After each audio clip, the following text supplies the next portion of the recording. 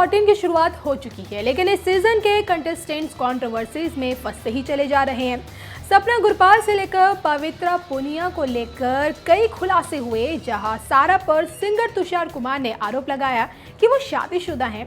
वहीं पवित्रा पुनिया को लेकर हाल ही में उनके एक्स बॉयफ्रेंड यानी कि पारस छाबड़ा, जो कि बिग बॉस सीजन 13 के कंटेस्टेंट्स रह चुके हैं, उन्होंने भी आरोप लगाया था कि पवित्रा जब उन्हें डेट कर रही थी तब भी वो शादीशुदा थी। तो इंटरव्यू में पारस छाबड़ा ने ये बताया था कि उनका और पवित्रा पुनिया का ब्रेकअप इसलिए हुआ था क्योंकि पवित्रा ने उन्हें धोखा दिया था।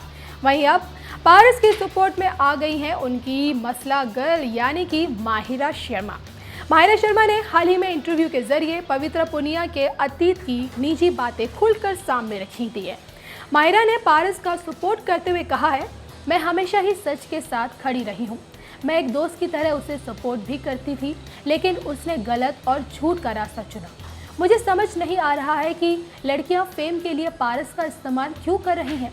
नागिन 3 के वक्त ही मुझे पता था कि वो शादीशुदा है और उस वक्त वो पारस के अलावा एक और शख्स को डेट कर रही थी।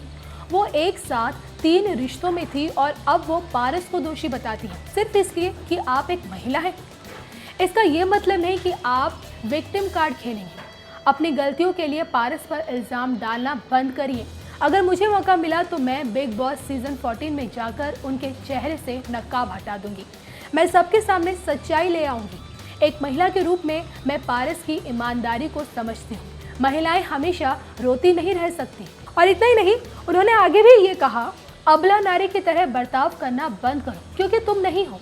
2 आदमियों को एक साथ डेट करना और एक के साथ शादी, आप खुद ही 3 टाइमिंग और पारस को दोष दे रहे हो। वाह, आपका दूसरा नाम ही घोटाला है और विवाद तो आपका 24/7 मूड ही रहता है। ऐसा आपका व्यक्तित्व है। अगर मैं बिग बॉस में गई तो ज़रूर चाहूँगी कि पूरी दुनिया को सच्चाई पता चल जाए।